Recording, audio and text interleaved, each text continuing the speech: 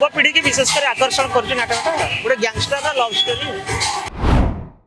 नाटकटा गोटे चिराचरित शैलीर नाटक नुह नुआ धरणर नाटक जे जो 100 वर्ष धरी यात्रा जो परंपरा थिला ये नाटक ताठू टिके अलग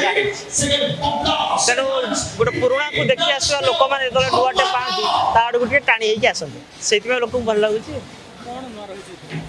नुआ रही विषय वस्तुटा नुआ अच्छी गोटे सोसाइटी की गोटे मेसेज अच्छी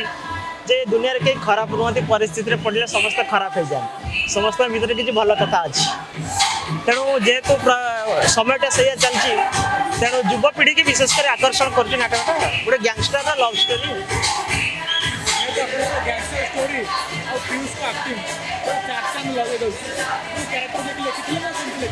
ना सेमती किसी क्यारेक्टर कथा नुहे भल कथा हूँ भल गपटे हेले भी ता भितर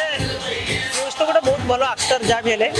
तेणु सी तार जो आक्टिंग टाक एटा मैच कर गपटा तेणु भल लगुच लोक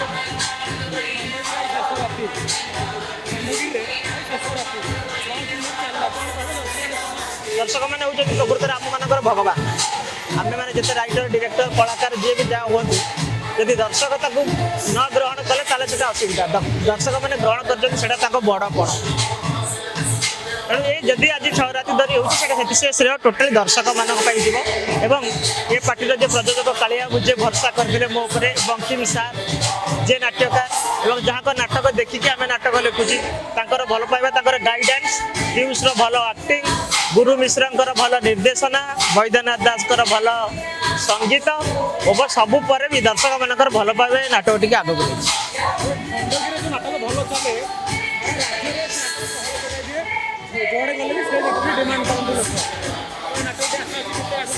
ना से गोटे मानसिकता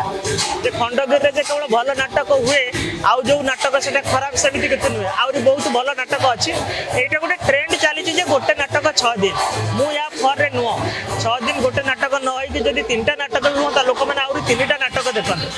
कारण सब राइटर डिरेक्टर मान गोटे आशा खंडगिरी हो से भांगिले सब राइटर डिरेक्टर का आशा भी पूरण हाँ दर्शक मैंने नुआ नुआ नाटक देखते निश्चित निश्चित समस्त गोटे इच्छा थाए तो समस्त नाटक हेले नाटक सबू नाटक हेले दर्शक मैंने उपकृत हुए।